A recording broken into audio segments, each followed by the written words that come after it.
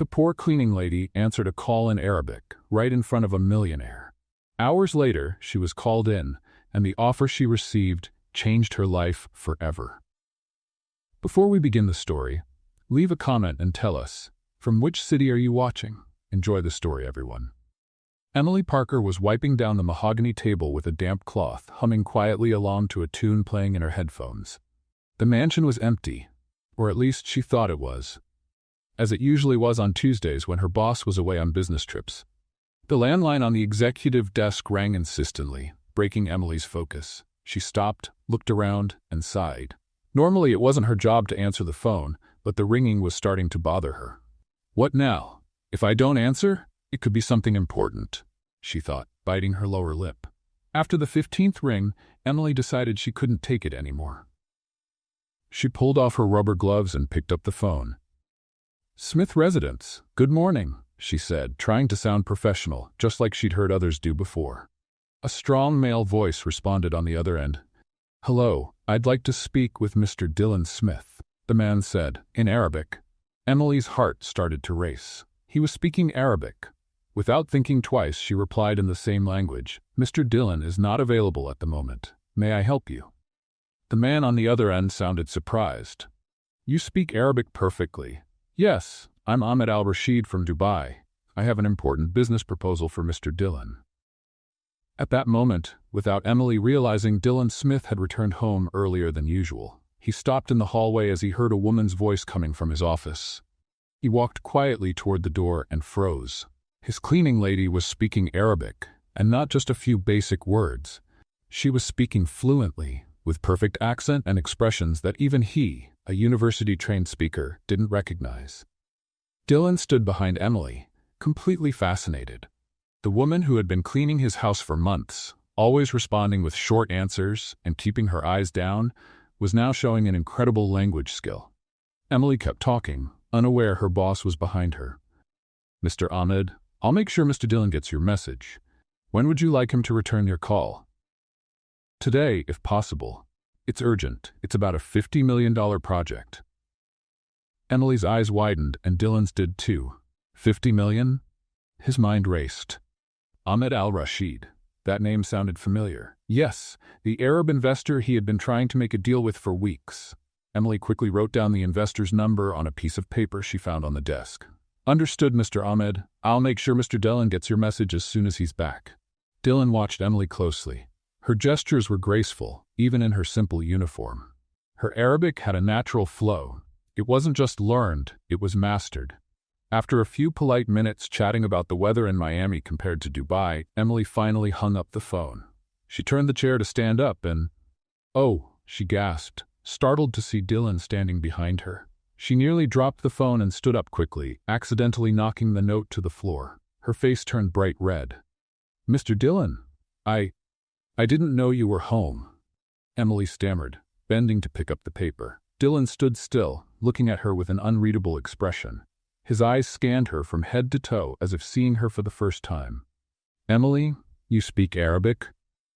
The question slipped out before he could stop himself. I only answered because the phone kept ringing. I'm sorry if I did something wrong, but I thought it might be important." Emily spoke quickly, trying to explain. No, Dylan said, raising his hand. "The question is, how long have you spoken Arabic so well?" Emily lowered her eyes, her hands trembling slightly. "It's just the basics, sir." Dylan frowned. Basics? What he just heard was far from basic. She had spoken about business with ease, used technical terms, and even made polite little jokes about the weather, something that required deep cultural understanding. "Who was calling?" he asked, testing her. "A man named Ahmed Al-Rashid from Dubai. He said he had an urgent proposal about a $50 million project." Each word from Emily only added to Dylan's surprise. She had understood and remembered all the important details from the call. And most impressive of all, she didn't seem to be lying about only knowing the basics. "Is he going to call back?" Dylan asked, picking up the note from the floor. "Yes, sir. I told him you would return the call as soon as you arrived." Dylan looked at the clock. It was almost noon. He had canceled his morning meeting at the last minute and arrived earlier than usual. If he hadn't done that, he would have missed the call and never discovered this. hidden talent of Emily's.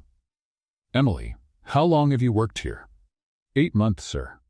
And at no point did you mention that you speak Arabic. Emily lowered her eyes again. I didn't think it was relevant to my job here, sir. Dylan was quiet for a moment. How had he been so blind? For 8 months, Emily had cleaned his house, made his snacks when he worked late, and he had never really spoken to her. To him, she was just the cleaning lady. But now, can you tell me exactly what Mr. Ahmed said? Emily looked up, surprised by the question.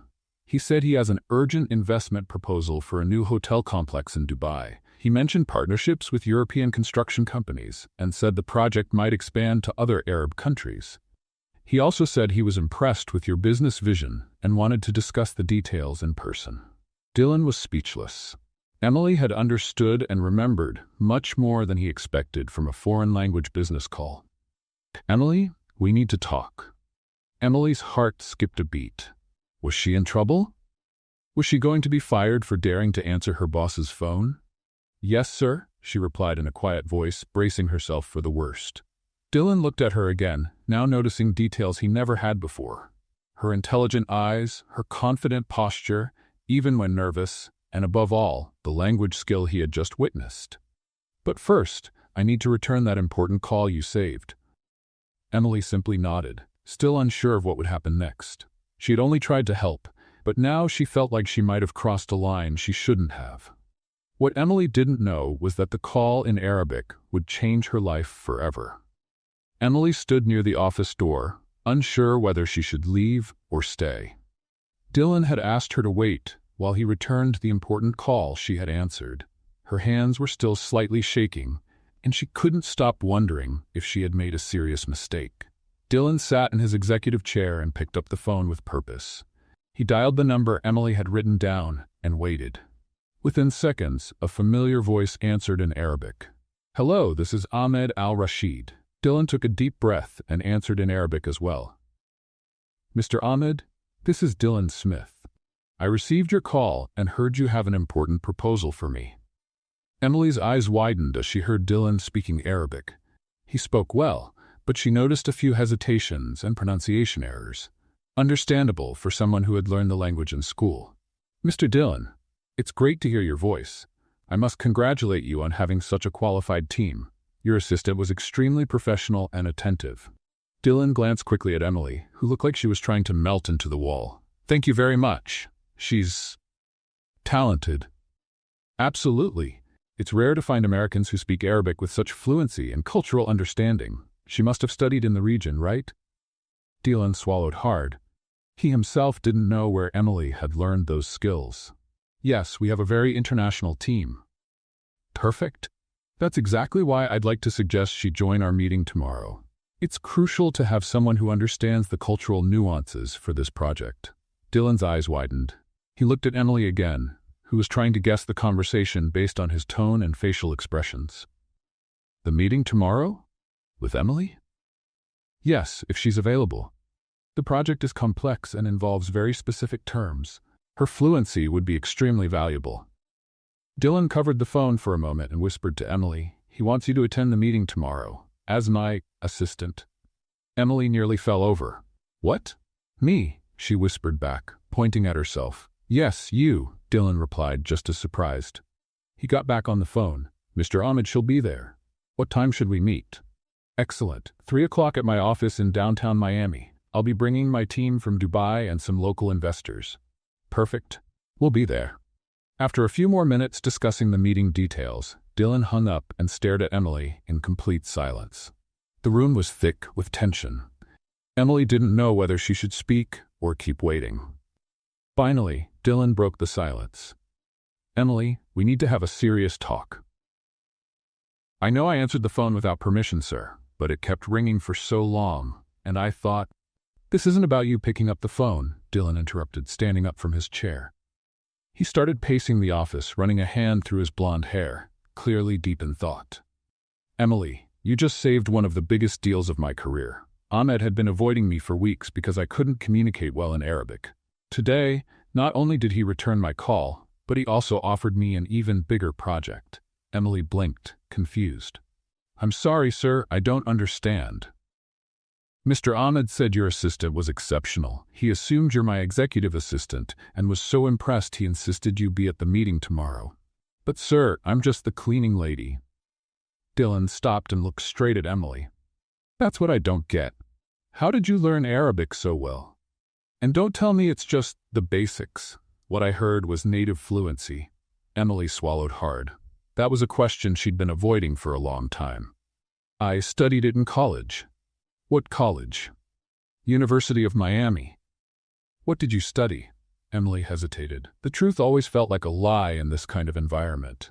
Linguistics. I graduated in applied linguistics with a focus on Middle Eastern languages. Dylan froze. You have a degree in linguistics? Then why are you working as a cleaner? Because no one hires me for anything else, sir, Emily said, her voice carrying clear pain.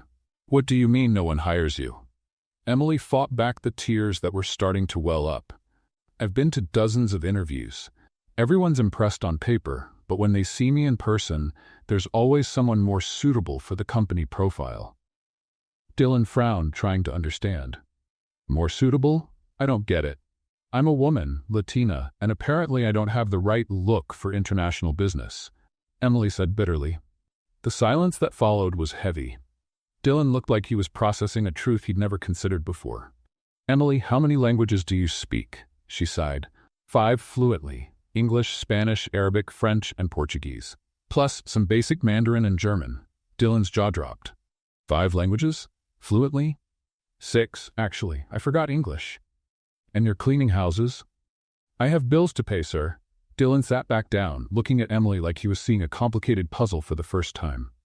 Emily, I have a proposal for you. You're going to fire me? She asked, bracing herself. Fire you? No. I want you to come with me to the meeting tomorrow. As your cleaner? No, Dylan smiled for the first time. As my temporary language consultant. Emily blinked a few times. I don't understand. I need this meeting. It's a $50 million contract. You just proved you have exactly the skills I need. Come with me, help me close this deal, and I promise it'll change your life. Mr. Dylan, I don't have the right clothes for a meeting like that. Leave the clothes to me, Dylan said firmly. Emily, I underestimated you for 8 months. Will you help me tomorrow?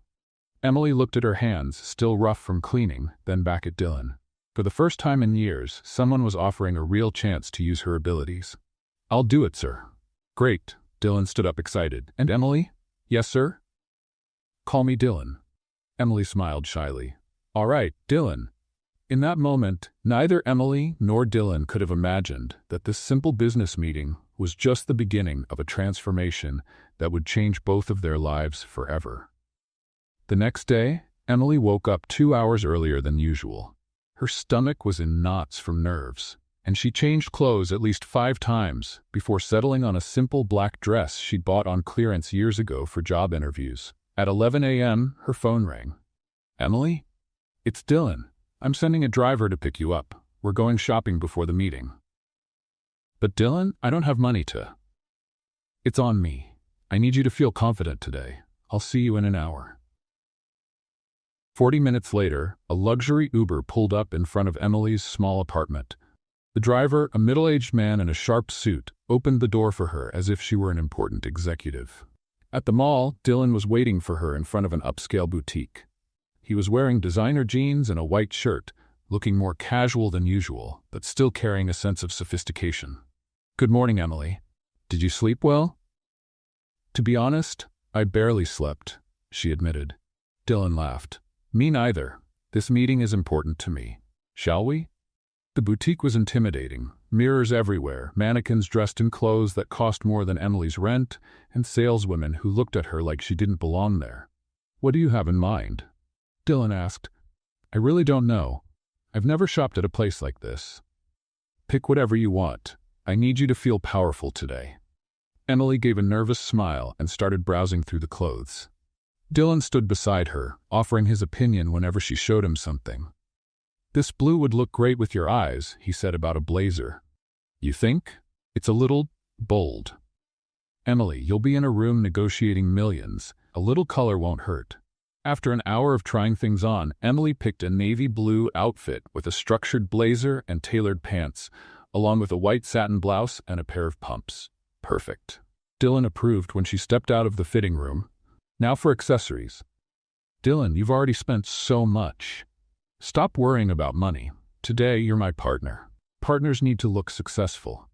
While Emily tried on delicate necklaces and earrings, Dylan watched her closely.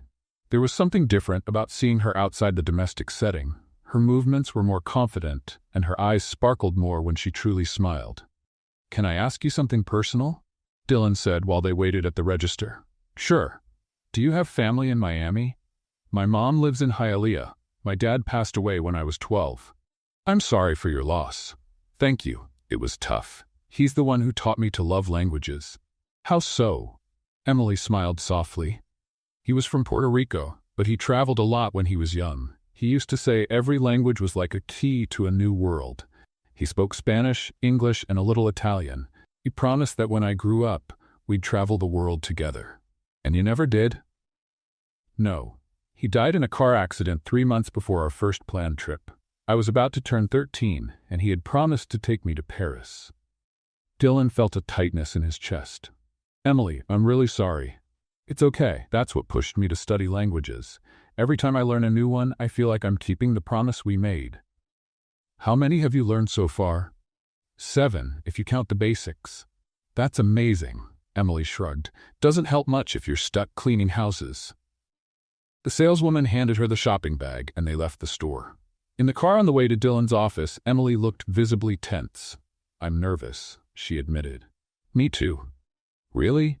"Of course, this is the biggest deal I've ever tried to close. If it doesn't work out, it'll be my fault?" Dylan looked at her, surprised. "No. If you speak Arabic better than I do, it means I've got a better shot. You're my secret weapon." Emily smiled faintly. "But what if I mess it up?"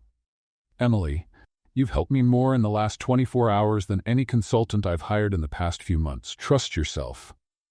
At the office, Dylan brought Emily into an empty conference room. "Let's practice a bit. Tell me about some terms that might come up during the meeting."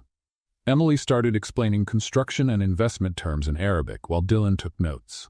With each minute, his admiration for her grew. "How do you remember all this?" "I studied a lot, and when you love something, it's easier." "You love languages that much?" "I love what they represent. Every language has a personality, a culture, a way of seeing the world." Dylan stopped writing and looked at her. "Have you ever thought about teaching or working in embassies?" "I've tried everything, Dylan. No one gives me a real chance." "Well, I'm giving you one." Emily met his eyes. "Why? Why do you want to help me so much?" Dylan hesitated. It was a question he had been asking himself too. "Because I treated you unfairly. For 8 months, I acted like you were invisible. I never asked your full name, never had a real conversation with you. And I realized I've been missing out on conversations with one of the most fascinating people I've ever met." Emily felt her cheeks flush. "You don't have to feel guilty. I never really tried to talk either." "But that's the problem. It shouldn't have been your responsibility. I should have seen you." "And now you do?" Dylan smiled. "Now I do, and I want to help you show the world who you really are." "Why is that so important to you?" Dylan was quiet for a moment. "Because I know what it's like to be underestimated. When I started my company, everyone thought I'd go bankrupt in 6 months. It took me 3 years to prove them wrong. If someone had just given me a real chance back then, it would have been a lot easier." "And now you want to give that chance to me?" "Yes, but also because you deserve it. And because," he hesitated, "because I have a feeling you might teach me a lot about seeing the world in a different way." Emily looked at him kindly. "Dylan, thank you. Truly." "You're welcome. Now, let's get ready. In 2 hours, we're going to turn your fluency into millions." As they went over technical terms and negotiation strategies, Dylan couldn't help but notice how Emily changed when she talked about languages. Her eyes lit up, her hands moved expressively, and all her shyness seemed to vanish. "You seem different when you talk about this," he said. "What do you mean?" "More confident, like you're someone else." "That's because I'm really myself when I'm doing what I love."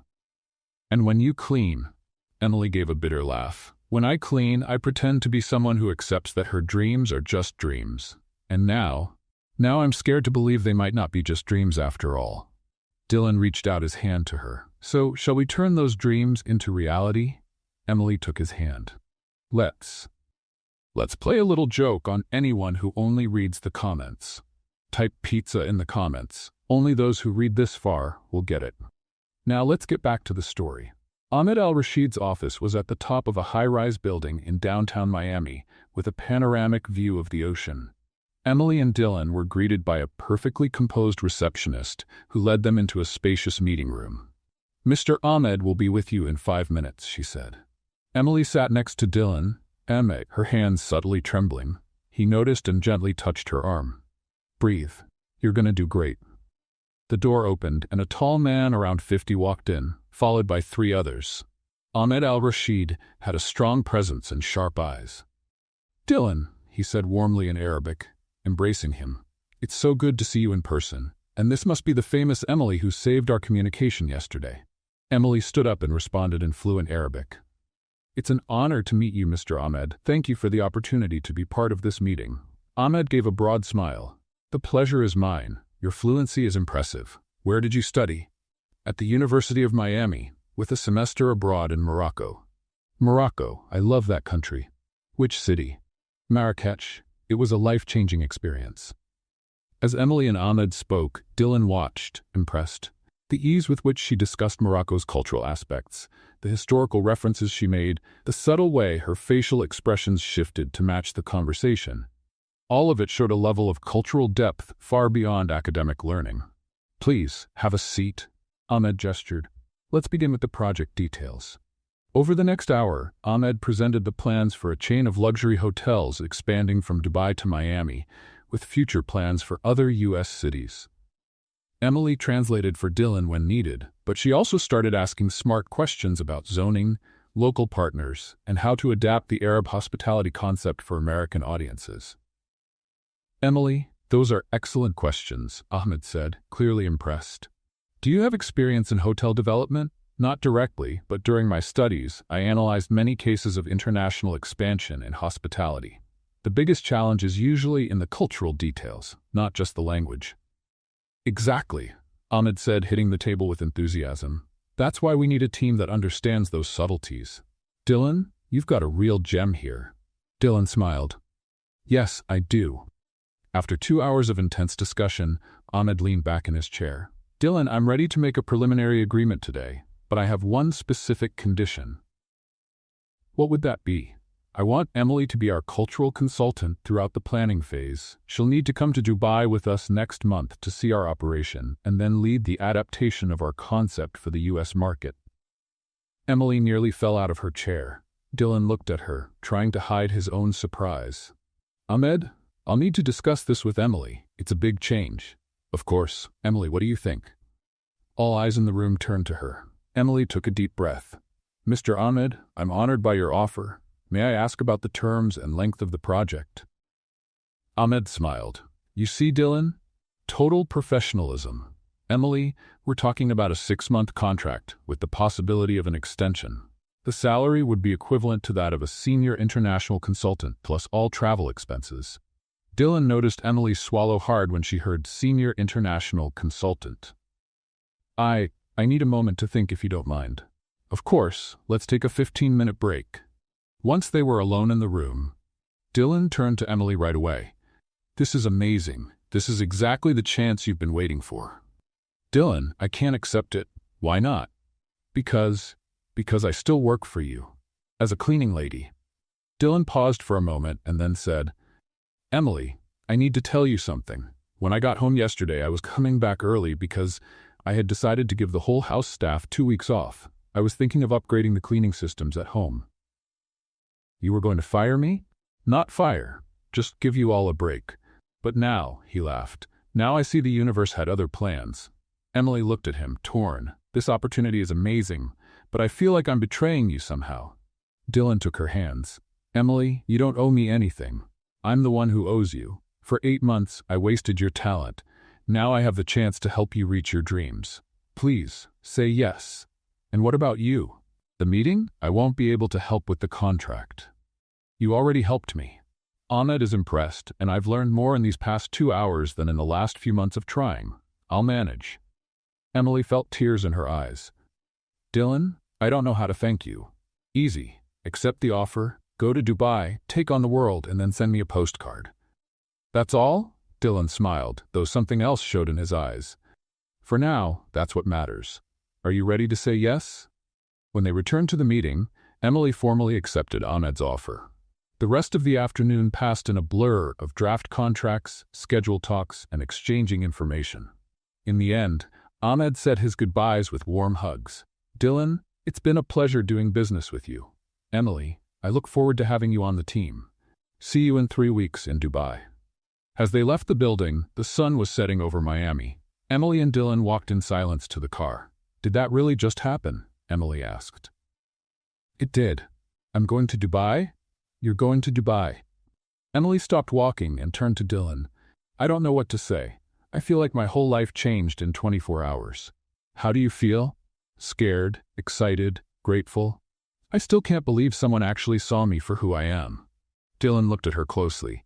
Emily, I see you, truly. For a moment, something passed between them. Emily felt her heart race, and Dylan seemed like he was about to say more. But then he stepped back. Want to celebrate? I know a place that makes the best mojito in Miami. Okay, Emily agreed, trying to ignore the sting of disappointment. At the bar, over drinks and small plates, they talked about Emily's travel plans, but also about other things, music, movies, and dreams they had both kept hidden. Can I admit something? Emily said, slightly tipsy from the mojito. Of course. I had a crush on you for months. Dylan froze with his glass halfway up. Really? Yes, she laughed, a little embarrassed. Like a silly worker falling for the boss, but getting to know you for real is even better. Better how? You're more human than I thought. Kinder, more real. Dylan smiled shyly. Can I admit something too? Go ahead. In the last 2 days, I've learned more about empathy and missed chances than I have in the past 2 years. Is that good or bad? It's scary, but good. They looked at each other across the table, and again, there was that moment. But then Dylan checked his watch. I should take you home. You've got a lot to prepare tomorrow. In the car, Emily leaned her head against the window. Dylan, thank you for everything. Stop thanking me. Are you going to miss me? The question slipped out before she could stop it. Dylan was quiet for a moment. Yes, I'll miss you. Even though I was just your cleaning lady? Emily, you were never just anything to me. I just didn't know it before. When they reached her apartment, Emily stepped out of the car and turned to say goodbye. Without thinking, she leaned in and hugged him. Thank you for seeing me, she whispered. Dylan hugged her back, breathing in the scent of her shampoo, feeling like something in his life had just clicked into place. Emily? Yes? Will you text me when you get to Dubai? I promise. She went inside, and Dylan stayed there for a few minutes, staring at the modest building where she lived. He had the feeling he was letting something important slip away. 3 weeks flew by. Emily spent her days getting ready, renewing her passport, shopping for appropriate clothes for Dubai, and studying Ahmed's hotel group projects. Dylan helped when he could, but kept a respectful distance that left her confused. The night before the trip, Emily was finishing up her packing when her phone rang. Dylan? Hey, how's everything coming along? Almost done. I can't believe I'm flying to Dubai tomorrow. It's going to be amazing. You're going to do great. Dylan, can we talk in person before I leave? There was a pause. Of course. How about now? I can come over. Emily looked around her small apartment, suddenly aware of the contrast between where she lived and Dylan's mansion. Can we meet somewhere? There's a cafe on the corner that stays open late. 20 minutes later, they were sitting at a corner table in the little cafe. Emily had something on her mind and knew she had to say it before she lost her nerve. Dylan, I need to tell you something important. I'm listening. I feel like there's something left unsaid between us, and if I don't say it now, I'll regret it. Dylan looked at her closely. Emily. No. Let me go first. These past few days, every time we get close to having a real moment, one of us pulls away. I don't want to go to Dubai with all these things left hanging. What do you mean? Emily took a deep breath. There's something between us. I know it, but you're holding back. Dylan sighed. I am. Why? Because you're about to start an incredible career. This opportunity could take you places you've never imagined. If I say how I feel, it might look like I'm trying to hold you back or sway your decision. And how do you feel? Dylan looked down at his hands. That you're the most amazing person I've met in a long time. That in the past few days I've come to admire not just your intelligence, but your courage, your determination, your ability to dream even after being let down so many times. Emily felt tears in her eyes. But you deserve to explore every opportunity without worrying about what you're leaving behind. You should be able to fully experience this. And what if I don't want to leave anything behind? Emily. Dylan, listen. I spent months seeing you come and go from the house, building up this image in my mind of who you were. Now that I really know you, I don't want to just let that go. It's not about letting go, it's about timing. What timing? There's no rulebook for this. Dylan gave a small, sad laugh. 3 weeks ago you were cleaning my house. Now you're about to fly to another continent. That's a lot of change in a short time. And what if I want both? The career and you? How? Emily reached for his hand. By staying in touch, talking every day, seeing where this goes. Dubai is a contract, not a permanent move. And after that, then we talk again. But for now, before I leave, I just need to know, are we worth waiting for? Dylan laced his fingers through hers. Of course we are. Then kiss me. Now? Now. Dylan looked around the nearly empty cafe, then back at Emily. Without hesitating anymore, he leaned in and kissed her gently.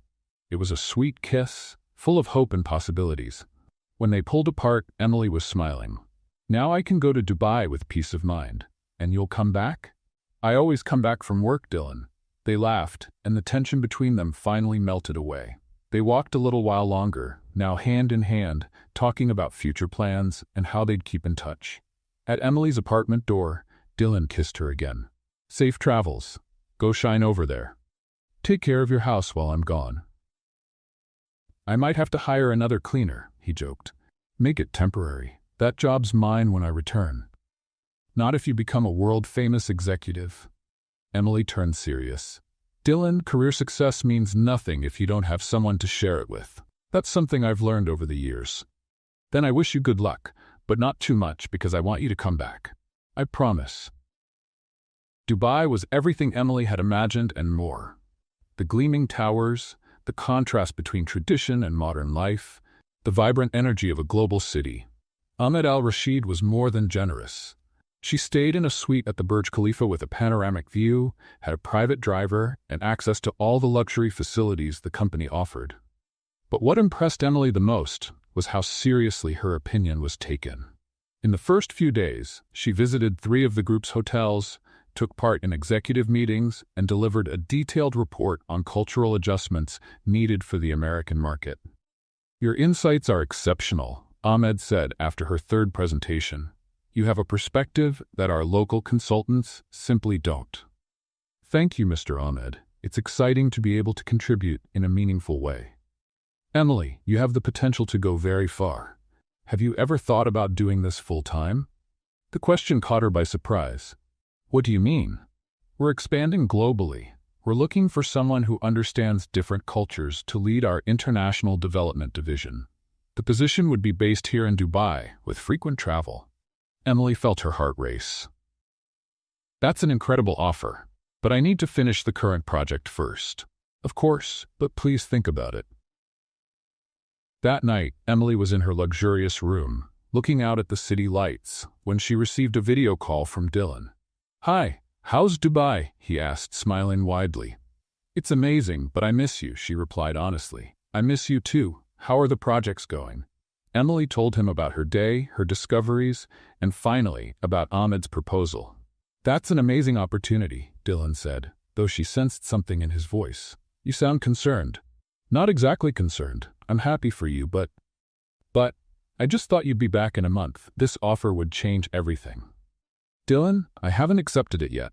I know, and you should. It's what you've always wanted. Is it? Isn't it? Emily sighed. I've always wanted to be recognized for my work, yes, but that kind of recognition feels empty when I don't have you to share it with. Emily, we've really only known each other for 3 weeks. Don't make career decisions based on me. It's not based on you. It's based on us. Emily? Dylan, think about this with me. What if the offer included Miami as a base? What if I could work remotely part of the time? What if we talked about it when I get back? You'd really consider that? I'd try. For us. Dylan smiled. Okay, let's talk when you get back. For now, enjoy Dubai. I promise. The day of the crucial meeting arrived. Emily was in the main conference room of the most luxurious hotel in Dubai, wearing a navy blue suit Ahmed had custom made for her. The fabric had a silky feel, and the color brought out her eyes, giving her a professional and elegant appearance.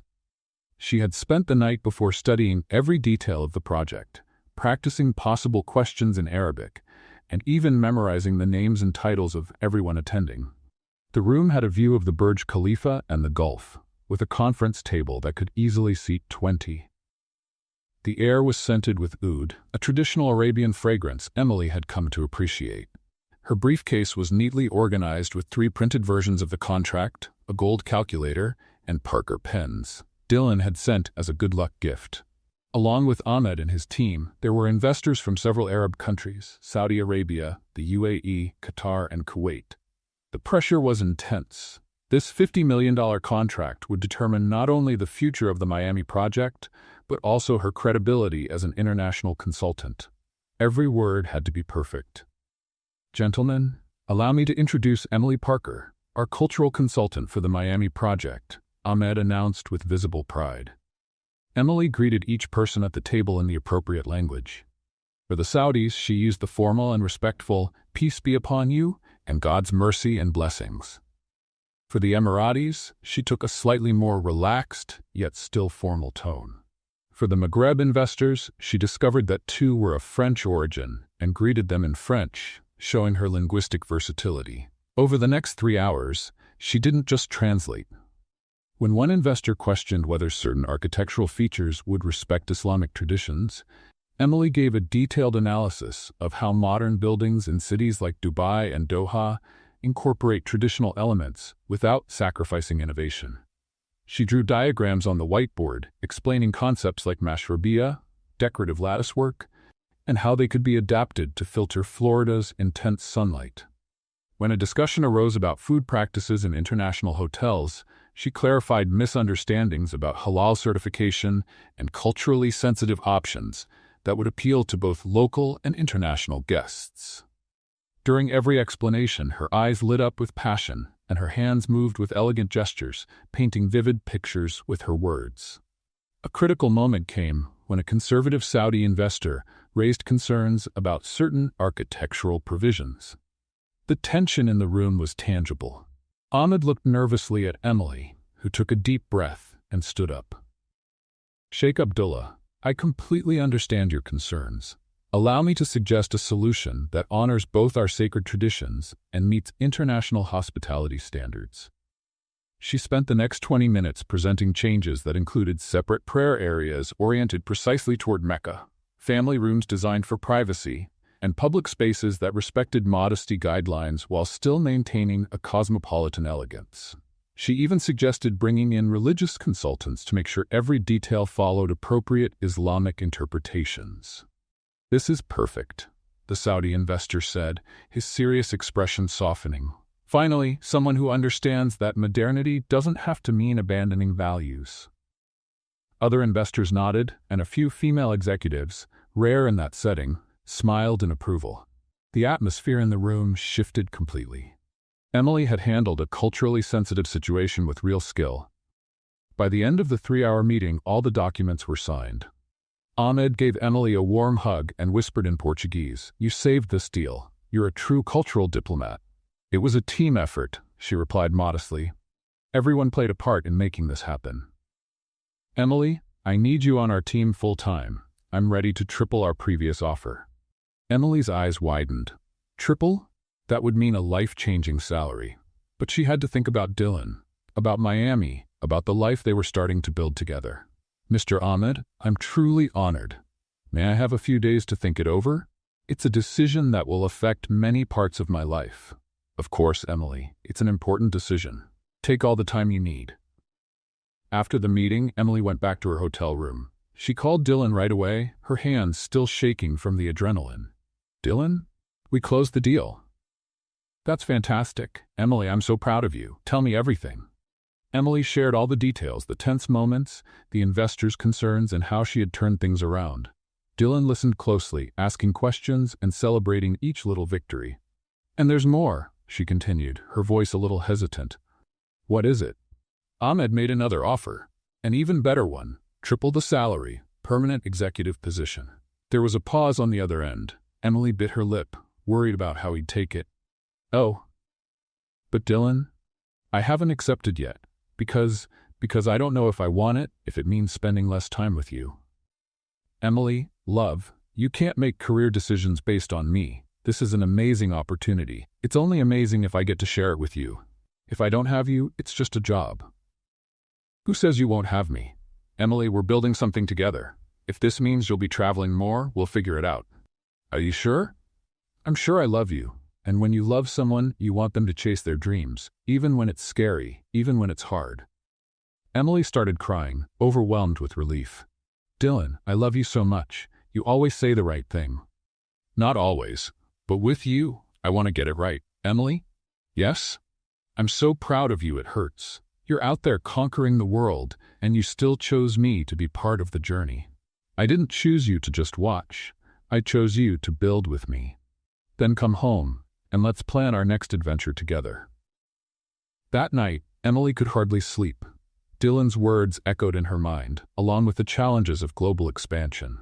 Through the hotel window, Dubai sparkled, a testament to what could happen when cultures and ambition worked together. At 3 a.m., she sat on the balcony overlooking the lit-up city, a notepad in her hands, and started writing pros and cons. But at the end of every list, there was only one question. What would Dylan think? And she already knew the answer. He'd think she should follow her heart, because their love was strong enough for any distance, any challenge. At 5 a.m., Emily made her decision. She picked up her phone and messaged Ahmed. "I accept the offer. With one condition, we need to find a way for me to keep my base in Miami. Dubai can be my second home, but Miami is where my heart is." Then she messaged Dylan, "I love you, and I accepted the offer. I couldn't have done it without knowing you were behind me. I can't wait to plan our future together." His reply came instantly. "I knew you'd make the right choice, for us, for our future. Now come home, so I can celebrate this win the way you deserve." Emily smiled, put her phone away, and watched the sun rise over Dubai. In just a few hours, she'd be flying back to Miami, to Dylan, to home. But now, with a signed contract and a bright future ahead, she knew she was exactly where she was meant to be. The flight back to Miami was a mix of exhaustion, excitement, and anticipation. Emily checked her emails on the plane, replying to congratulatory messages from colleagues, but her mind was on Dylan. How would he react when she told him everything in person?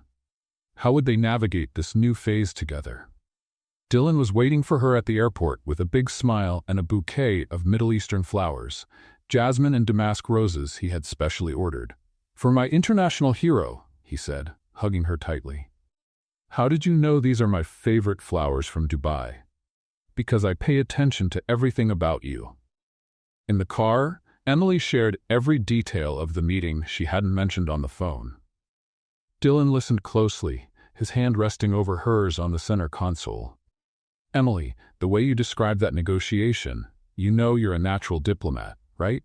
I just did what I love, connecting people, building bridges between cultures. And you do it beautifully. But for now, I want you to forget about work for one night. I have something special planned for us." "What kind of plans?" "You'll see." At home, Dylan had prepared an elaborate surprise. The living room was decorated with hanging lights, creating a floating garden atmosphere. A table was set with Lebanese food, hummus, tabbouleh, kibbeh, and fattoush, all dishes Emily had grown to love during her travels. "Dylan, how did you?" "I called that restaurant you always talk about. I wanted to bring a little bit of the Middle East home." During dinner, they talked about everything and nothing. Dreams, fears, plans. Dylan had put together a list that mixed Arabic music with American jazz, creating the perfect background for their evening. "Emily, can I ask you something important?" "Of course. How do you see our future? With all this international growth, with you traveling more, how do we make this work?" Emily set down her glass of Lebanese wine and took his hands. "I see adventure. I see challenges. I see hard moments when I'll be on the other side of the world and you'll be here.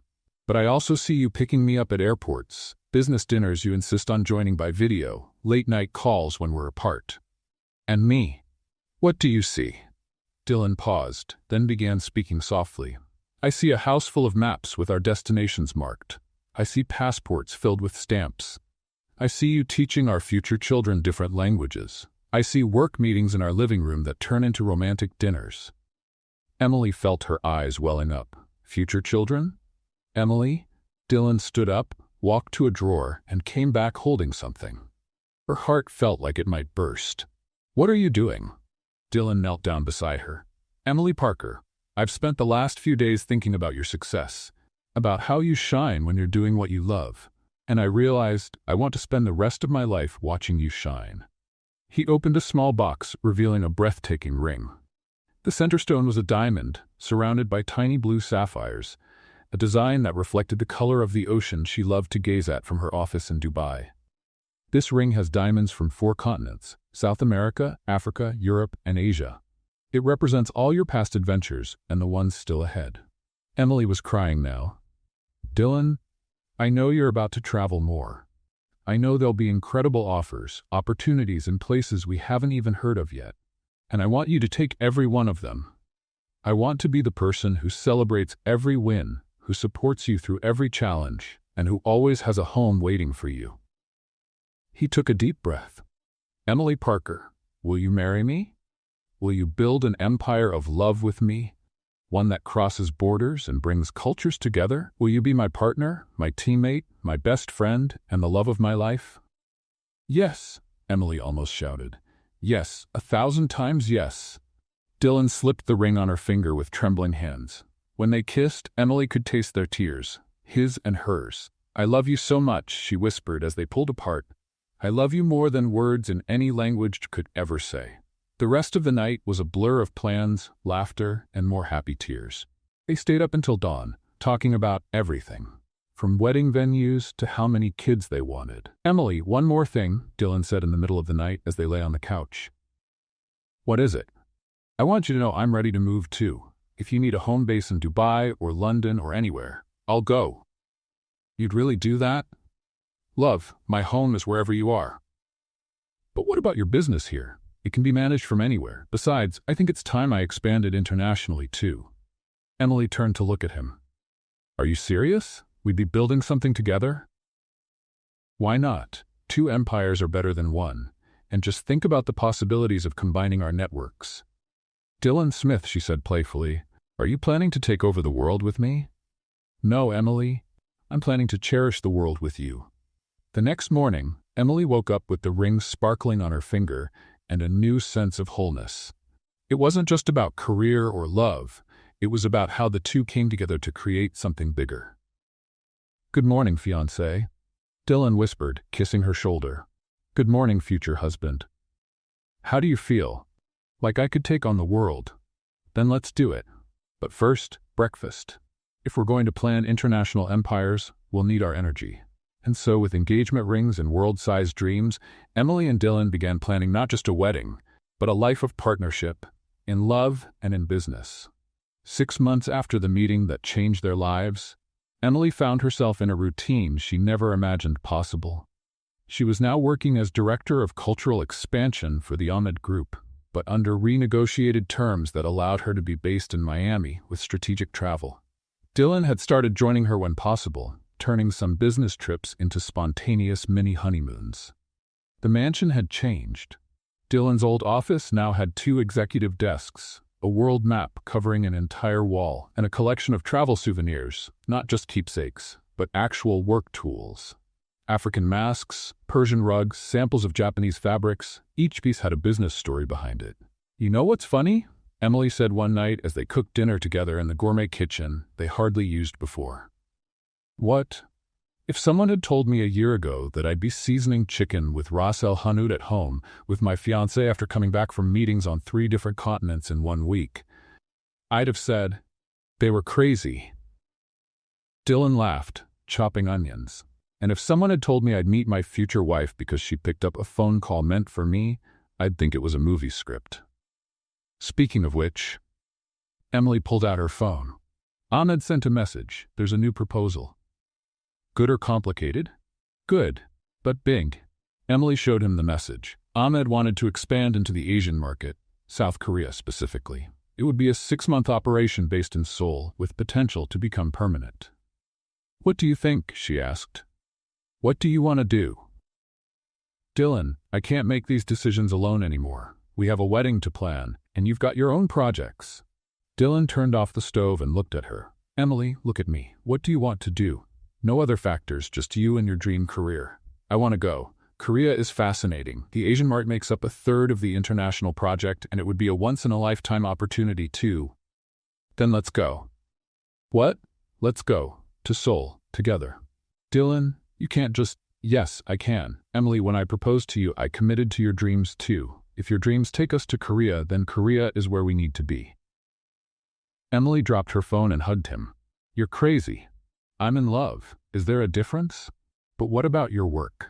Technology allows me to work remotely. And you know what? I was already thinking about expanding into Asia anyway. 2 birds, 1 stone. 2 weeks later, Emily was in a virtual meeting with Ahmed, with Dylan by her side. So Emily, what's your decision about Seoul? I'm in, but Dylan is coming with me. Excellent. Dylan, it's great to have you joining us on this adventure. Actually, Dylan jumped in, I have a proposal for you, Ahmed. Emily looked surprised. They hadn't discussed any joint proposal. I'm listening, Ahmed said, intrigued. How about a full business partnership? Smith Rashid International. Emily is already doing international cultural development. I have experience in mergers and acquisitions. Together, we could create a company that not only connects cultures but also facilitates global business. Emily nearly fell out of her chair. Ahmed was silent for several seconds. That's an intriguing idea, and unexpected. I'll need to think about it. After the meeting ended, Emily turned to Dylan. What did you just do? Something I should have done sooner. I stopped watching you conquer the world from the sidelines and decided to stand beside you. Dylan. Emily, I've spent months watching you be amazing from afar. It's time we're amazing together. And what if Ahmed says no?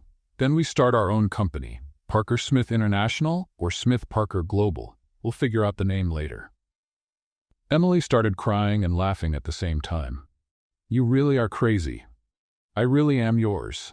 1 month later, they were on a plane to Seoul. Ahmed had accepted the partnership offer but wanted to test them first during the Korean project. Emily felt nervous and excited, more energized than she had been in months. Ready for your first official international mission? She asked Dylan as the plane took off. Born ready. I was just waiting for you to give me a shot. During the 16-hour flight, they worked on proposals, studied the Korean market, and practiced a few basic Korean phrases. Emily had to stop Dylan from trying to learn the entire Hangul alphabet in one go. Honey, you don't need to master the language on one flight. But you pick up things so fast. Dylan, I've been studying languages for 15 years. You've got 3 days. Let's stick to the basics. Okay, then teach me how to say my wife is brilliant in Korean. My wife is brilliant, she said, laughing. Perfect. That's what I'm going to say in every meeting. Seoul welcomed them with a mix of tradition and modern style that impressed even Emily, who was used to cultural contrasts. The apartment the company had rented had a view of the Han River and was located in the Gangnam business district. Dylan, look at this, Emily said, opening the curtains to reveal the nighttime view of the city. Seoul sparkled like a giant electronic circuit board. It's amazing, but you know what's even more amazing? What? That we're here, together, building our own empire. At their first meeting in Seoul, Emily was fascinated watching Dylan in action. He had learned Korean business protocol, practiced proper bows, and even tried a few Korean phrases Emily had taught him. Dylan Parker Smith, he introduced himself, using the hyphenated name they had chosen for business purposes. And I'm Emily Parker Smith, she added, feeling a new kind of emotion as she said the name. The meetings were intense. The Korean market was unlike anything Emily had experienced. More formal than Dubai, more tech-driven than Miami, with its own unique cultural nuances. But having Dylan by her side made all the difference. Where she excelled at cultural sensitivity, he was strong in business strategy. Together, they created a synergy that impressed even the famously demanding Korean executives. Miss Emily, said the CEO of the main company they were negotiating with, Your husband understands business, but you understand people. Together, you are a powerful team. After 3 weeks in Seoul, Ahmed set up a video call to check on their progress. Do you have the contracts? Yes, Emily answered. Is the initial project approved? With bonuses, Dylan added. And are the local partners satisfied? More than satisfied. They want to expand into 2 additional phases, Emily finished. Ahmed smiled on the screen. Sounds like Smith Rashid International officially begins tomorrow. Welcome aboard, partners. That night, back in their temporary apartment in Seoul, Emily and Dylan celebrated with Korean champagne and a view of the city that had tested and approved their partnership. We did it, she said, raising her glass. We did it, and honey? Yes? This is just the beginning. Wedding planning started in Seoul, continued in Dubai, paused in London, and finally took root in Miami. Emily and Dylan had decided they wanted something intimate yet meaningful, a reflection of the many cultures now part of their lives. We want the Miami Botanical Garden, Emily announced one morning over breakfast in their Seoul apartment. Any special reason? Dylan asked, spreading butter on the Korean bread they'd bought from the bakery around the corner. It's where it all started, geographically. Miami was the starting point, and they have an international garden, Damascus roses, Japanese cherry trees, Cuban palms. It's like our life all in one place. Perfect. In the months that followed, the planning turned into a complex dance of time zones and cultures. Emily's mother wanted Latin traditions. Ahmed insisted on sending decorators from Dubai. Dylan wanted classic American touches, but also hoped to honor all the places they had visited together. Are we planning a wedding or a UN conference? Emily joked one evening, staring at the long lists of details on her laptop. Why not both? Dylan smiled, running his hand through her hair. Our life is international. Why should our wedding be any different? 3 months before the wedding, they moved back to Miami for good to finish the final preparations. The house had changed again. Now there was a second office for Emily, a room just for fabric samples and wedding catalogs, and a wall covered with photos of places where they had worked together. Miss Parker, Mr. Smith, the wedding planner, an experienced Colombian woman, arrived with more catalogs. We need to decide on the floral decorations. We have a few ideas, Emily said, excited.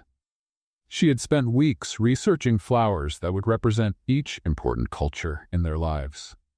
We want damask roses to represent our time in Dubai, Japanese orchids for Seoul, hibiscus for Miami, and she took a deep breath. Portuguese geraniums, to honor Dylan's mother's side of the family. Dylan looked surprised. How did you know about the Portuguese geraniums? Your mother told me. She said your grandmother always grew them, and you loved the smell when you were a kid. I love you, he said simply, kissing her forehead.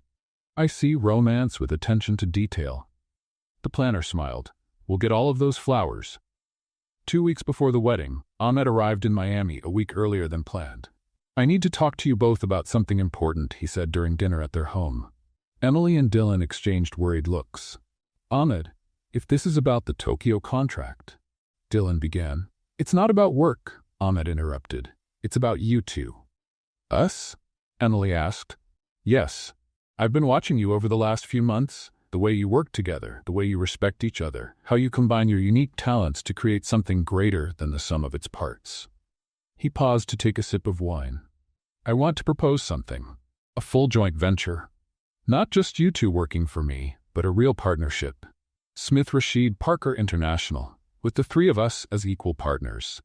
Emily almost dropped her wine glass. Ahmed, It's well deserved, Dylan said, but there was a note of caution in his voice. But why now? Why not after the wedding? Because I want you to go into your marriage knowing you have a solid future both personally and professionally. And because, Ahmed hesitated, because I see you as family. This offer isn't just business. It's recognition. Emily started to cry. Ahmed, don't answer now. Think about it. But know this, no matter your decision, you'll always have a partner in me. That night, Emily and Dylan stayed up late talking. It's an amazing offer, Emily said, snuggled against Dylan's chest. It's more than amazing. It's a dream. But I want to make sure I'm not taking you away from your own dreams. I know Ahmed has offered you roles that give you more creative freedom. Emily turned to look at him. Dylan, My dreams have changed. I used to want to prove something, to show I could do it. Now I want to build something. With you. Are you sure? I've never been more sure of anything in my life. Then I think we have an answer for Ahmed. Do we? Emily Parker, soon to be Emily Smith and future business partner, will you build an empire with me? I will. But only if you promise never to forget where we came from. How could I? It's our favorite story. On the morning of the wedding, Emily woke up in her old apartment, a tradition they had insisted on keeping. Her mom, her bridesmaids, and even a few friends from Dubai had stayed over, turning the small apartment into an international slumber party. Nervous? Her mom asked as she helped with makeup. No, I'm sure. Even with everything that's changing, the new company, the constant travel, this whole international life, Emily looked in the mirror, seeing not just herself, but bits of every woman who had shaped her. Her mom, her language teachers, friends from around the world. Mom, do you remember when Dad died, and I promised myself I'd learn every language in the world so we could still travel together? I remember. I didn't keep that promise. But I found something better. I found someone who wants to take all those trips with me. Across town, Dylan was nervous. His best friend had to remind him to breathe 3 times. Man, you're more nervous than she is, his friend joked. That's because today it becomes real. It's not just dating, not just living together. It's forever. And are you ready? Dylan looked in the mirror, adjusting his tie for the 15th time. I was born ready. I just didn't know it until I met her.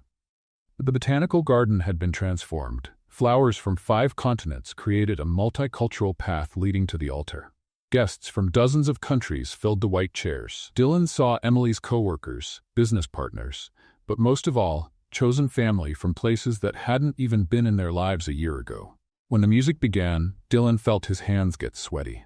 Omar, Emily's assistant in Dubai who had become a friend, was already holding the rings. Ahmed, his best man, stood beside him with a proud smile. And then she appeared. Emily walked down the aisle with her mother, but Dylan only had eyes for her. Her dress was simple, but with embroidered details she had coordinated with artisans from different countries. Gold thread from Dubai, pearls from Seoul, lace from Miami. It was Emily in her essence, simple on the surface, yet infinitely detailed. When she reached the altar, her mother kissed her cheek and whispered something in Spanish. Emily laughed, gave a soft thank you in Arabic to an emotional Ahmed, and finally focused fully on Dylan. Hi, she whispered. Hi, he answered, voice trembling. You look beautiful. You're crying. I'm an emotional man. The officiant, a college friend of Dylan's who had become a minister, started the ceremony in English, but included blessings in Arabic and Spanish that Emily and Dylan had chosen together. When it was time for the personal vows, Dylan took a deep breath. Emily, a year and a half ago, you were a stranger cleaning my house. He began in Spanish, making her mother tear up. Today, you are the one who gives meaning to every word I know in any language. He switched to English. You taught me that love means truly seeing the person in front of you. I promise to always see you, in your successes, in your fears, and in your wild dreams of taking on the world. Finally, in Arabic, surprising everyone, you are my home, my heart, my future. Emily was crying now, but glowing with happiness. How did you learn Arabic? I had an excellent teacher these past few months, he said with a wink. Emily wiped her tears and began her vows. Dylan, a year and a half ago, I answered your phone, scared I'd be fired for daring to pick it up. Gentle laughter from the guests. Today, I answer your phone because we've built something together that's bigger than fear, bigger than cultural differences, bigger than any border. She took his hand. You saw me when I felt invisible. You loved me before I believed I was worthy of love. And more importantly, you don't just accept my dreams, you insist on making them your own. In Spanish to her mother, I promise to love you the way Papa loved Mama, through changes, challenges, and all our adventures. And finally, in Arabic, to a now openly weeping Ahmed, thank you for giving me the chance to find my love. Now, the officiant said, do you have gifts for each other? Dylan nodded and took out an envelope. Emily, besides the ring, I have something else for you, a passport. I already have a passport, love, she laughed. An honorary diplomatic passport. Ahmed and some influential friends helped make it happen. so you can move more easily between countries for work. Emily covered her mouth, overwhelmed. Dylan, that's impossible. Nothing's impossible for us. Emily then brought out a small box. I have something too, a watch. I already have a watch, Dylan echoed her joke. This one shows 4 time zones at once, so wherever we are, we'll always know what time it is where the other person is. Dylan kissed her before the officiant could say anything. Sorry, he laughed. No problem, the officiant smiled. In fact, I now pronounce you husband and wife. You may kiss the bride again. And so, with friends from different continents as witnesses, under the Miami sky in a garden that represented the whole world, Emily and Dylan sealed their union, not just as a couple, but as life partners, dreamers and builders of something bigger. A love that crossed all borders. 2 months after the wedding, Emily and Dylan were on their delayed honeymoon in Bali, a destination that matched their philosophy. Why choose just one place when you can explore many? They had spent a week relaxing in Hawaii, then made a quick stop in Tokyo for a few meetings, and were now enjoying the beaches and temples of Indonesia before returning to reality. It was their first night at the private resort in Ubud when Dylan got an urgent call from the executive assistant they had hired in Miami. Hey, sorry to interrupt, but this is urgent, James's voice came through the phone. Emily lifted her head from the pillow, looking concerned. What's going on? Dylan asked, putting the call on speaker. Ahmed is going through a crisis. The partners in Tokyo are threatening to pull out of the deal. Apparently it's a cultural issue, and they need Emily urgently. Emily sat up immediately. What kind of cultural issue? Something about misinterpreting certain clauses. The Japanese side think was intentional, but Ahmed believes it was just a bad translation. It's a complete mess. Dylan looked at Emily, seeing the same conflict in her eyes that he was feeling himself. When do they need us? She asked. Yesterday. The meeting is tomorrow at 2 p.m. Tokyo time. Emily was already standing up. Is there a flight from Bali to Tokyo? Emily, sweetheart, it's our honeymoon, Dylan said, holding her hand. Dylan, if we don't fix this, we lose the entire Asian project. James, can you give us 5 minutes? Dylan asked. Of course. Dylan hung up and turned to Emily. What do you want to do? What I need to do? Go to Tokyo. And the honeymoon?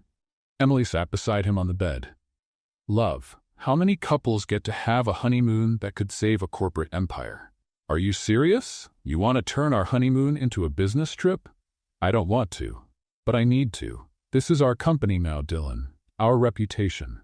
Dylan stayed quiet for a moment, then laughed. You know what? You're right. I am? We're building something different, aren't we? So why should our honeymoon be traditional? Emily kissed him. Thank you for understanding. On one condition. Well, what's that? The most romantic hotel in Tokyo, and 3 extra days of a real honeymoon after everything's resolved. I promise. 12 hours later, they were in Tokyo, exhausted but focused. The hotel Dylan had picked was the Ritz-Carlton, with a view of Mount Fuji, a touch of romance in the middle of corporate chaos. Mr. and Mrs. Smith, Ahmed greeted them in the hotel lobby with a hug. I can't believe you came.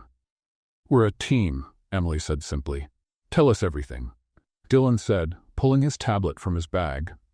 The Japanese interpreted a clause about architectural flexibility as a lack of respect for local building standards.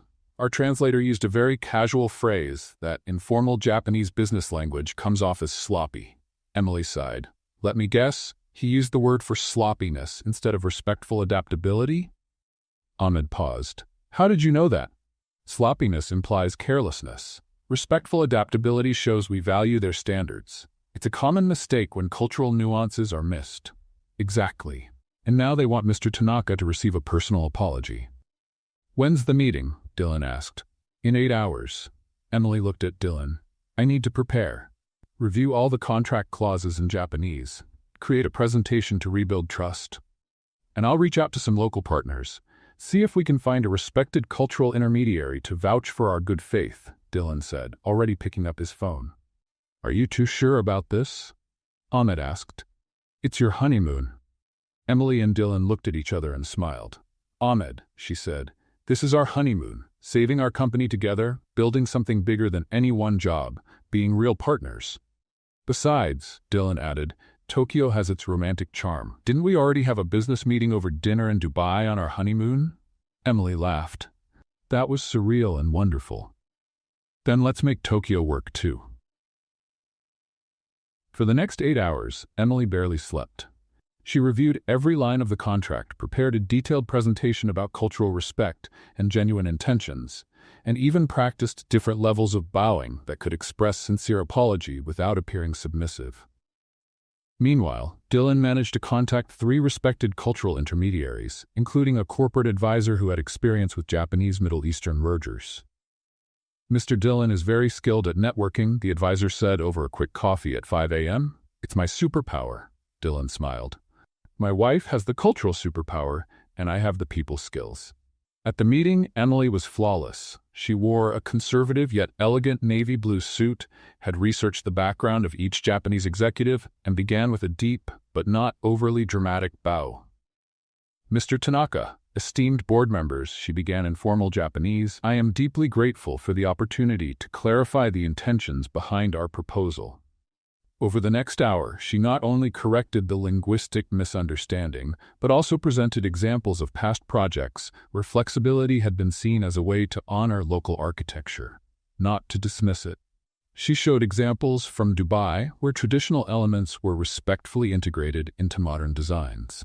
Our vision, she said, switching to fluent English to include Ahmed in the conversation, is to create spaces that honor both the past and the future, that respect traditions while embracing innovation. Mr. Tanaka, who had been serious throughout the meeting, finally nodded. Miss Parker-Smith, your understanding of our culture restores our confidence. And Mr. Smith, he turned to Dylan, I appreciate your efforts in bringing respected mediators. Together, you show a level of commitment we haven't seen in a long time. Ahmed nearly fell out of his chair with relief. The agreement was finalized, with expanded clauses to in full cultural understanding. There is a tradition in our company, Mr. Tanaka said at the end, when misunderstandings are resolved and partnerships are strengthened, we host a ceremonial dinner. Please honor us with your presence tonight as our guests. It would be our pleasure, Emily replied, using the most respectful tone she could. That evening, during a formal dinner at a traditional restaurant in Kyoto, which they traveled to by bullet train, Emily and Dylan took part in a tea ceremony, a 20-course kaiseki meal, and even tried Japanese calligraphy with guidance. To true partners, Mr. Tanaka toasted with sake, who turned challenges into bridges. Later, on the train back to Tokyo, Emily was exhausted but glowing. I think I liked the meeting better than the honeymoon in Bali. Really? Dylan, look at what we did today. We saved an international deal, learned a new culture deeply, and still had a unique, romantic night. She leaned into him. This is our life. It's not conventional, not predictable, but it's ours. And are you happy? I've never been this happy. And you? Emily, every day with you is an adventure. And I wouldn't want it any other way. During the next 3 days in Tokyo, they finally had time to themselves.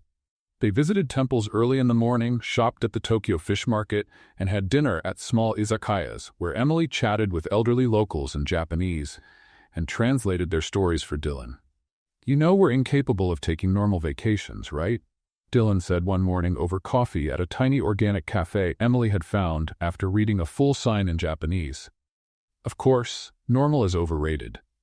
Can we agree on one rule? Depends on the rule. 1 weekend a month, just the two of us. No phones, no meetings, no corporate emergencies. Emily reached out her hand. Deal, but with one addition. What's that? Once a year, we invent a corporate emergency in some romantic place, just to mix work with romance, on purpose. Dylan laughed and shook her hand. Now that's perfect. You're brilliant. I'm yours, and I'm yours. And so, with an unconventional honeymoon protocol in place, they flew back to Miami 3 days later, knowing they had built not just a marriage, but a partnership model that blended love and ambition in a way that truly worked for them. 2 years after the wedding, Emily was in her new home office, a space that had been expanded to fit 2 Scandinavian-style cribs. The twins, Sarah and Omar, were sleeping peacefully as she joined a video call with investors from Zurich. So Mrs. Smith, our quarterly analysis projects a 34% growth if we expand first into South America. The Swiss executive said, Emily took notes as Sarah started to fuss. Without hesitation, she picked up the baby with one arm, continuing the meeting as if it were the most natural thing in the world. Yes, I understand your projections, but we need to consider political nuances in Venezuela and currency instability in Argentina, she said while gently rocking Sarah. Dylan appeared in the doorway, Omar in his arms, holding 2 cups of coffee. Can you hand me the pink pacifier? She whispered. Dylan passed her the pacifier and kissed her forehead. How's the meeting? Productive. They want to expand into South America. And do you? We need to talk after the little ones are asleep. Emily returned to the call. Sorry for the interruption. Where were we? We were just saying how impressed we are. It's rare to see a professional balance family and business with such grace. Thank you. At Smith Rashid Parker, we believe the best decisions come when we honor every part of our lives. After the meeting, Dylan was in the kitchen preparing bottles. The Swiss want South America. You? I got 3 proposals to expand my financial tech into Europe. They looked at each other. Have we been too ambitious? Emily asked. Emily, remember when we said we wanted it all? Career, family, travel, global impact? And we're having it all. So the real question is, do we still want to grow? Emily fed Omar thoughtfully. You know what the best part of the past year has been? Working with you, traveling with the babies for meetings, showing our kids that ambition and love can go hand in hand. With conditions. What kind? First, we invest in a private jet.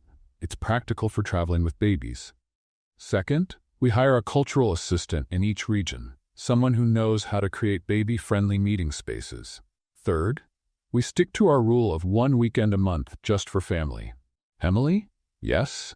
I love you more since we became parents. Why? Because I watch you handle phone calls in 3 languages while making baby food. You close million-dollar deals while Sarah pees on your lap. And I love you more because you never make me choose between career and family. Dylan, can I admit something? Always. Sometimes I feel like we're just too lucky. Dylan pulled her into his arms. Love, you saved my company, speak 6 languages, negotiate with sheikhs in the morning, and sing lullabies in Japanese at night. You deserve every success. And you had the courage to see more than just an employee, you saw a partner. Dylan? Yes. Let's expand into South America and Europe, and let's change how international business works for people with young kids. Yes, ma'am, CEO. A month later, Emily was in São Paulo pitching to Brazilian investors. Sarah was in a stroller with Omar and a multilingual au pair. Our family-focused approach doesn't make us less efficient. On the contrary, it shows full versatility. The Brazilians were impressed. It's refreshing to see a company that understands professionals have families and that successful business can include real life. After the meeting, Emily video called Dylan in Amsterdam. How did it go? Perfect. You? It's a done deal. The Dutch loved our life-work integration idea. We're creating a movement.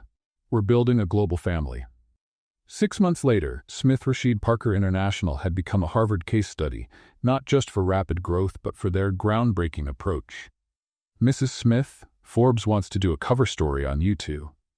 Can they wait until I finish cleaning baby vomit off my Armani blouse?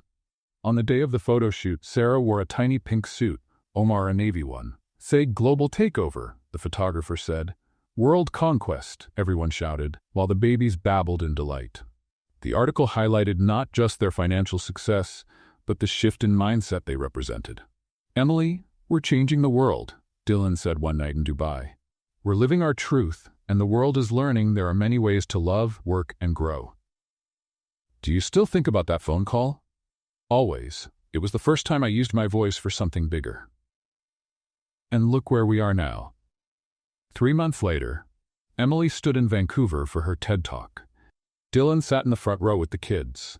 3 years ago, I was an invisible cleaner. A phone rang. I answered. And that simple act changed corporate paradigms. For 20 minutes, she shared her journey as a case study in visibility, cultural appreciation, and family work integration. The issue isn't work-life balance, it's work-life integration. The applause was deafening. Mommy did great, Sarah shouted. Mommy was amazing, Omar added.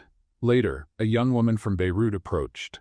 Mrs. Smith, I speak 4 languages but work in a call center because they say I don't look right for international business. Emily took her hand. Stop letting others decide what looking right means. Here's my card. Our company is always looking for multilingual talent. And if I can give you one piece of advice, answer every phone call. You never know which one will change your life. That night, while singing the babies to sleep, "Can we have a third?" Dylan asked. "Seriously?" I think we're getting pretty good at raising world changers who respect cultures. Dylan Smith, are you proposing we expand our family business? Sounds perfect to me. And so in Vancouver, with 2 sleeping babies and plans on the table, Emily and Dylan celebrated not the end of a journey, but the beginning of countless others. Some people go through life being seen, but never truly known, Emily whispered. And we've learned that true love sees potential before results, and real partnerships multiply dreams instead of dividing time. I love you, Dylan Smith. I love you, Emily Smith. And I love what we've built together. What did you think of Dylan and Emily's story? Leave your thoughts in the comments. Rate this story from 0 to 10. Subscribe to the channel and turn on notifications to follow all our stories. And don't forget to check out more touching stories right here on the screen.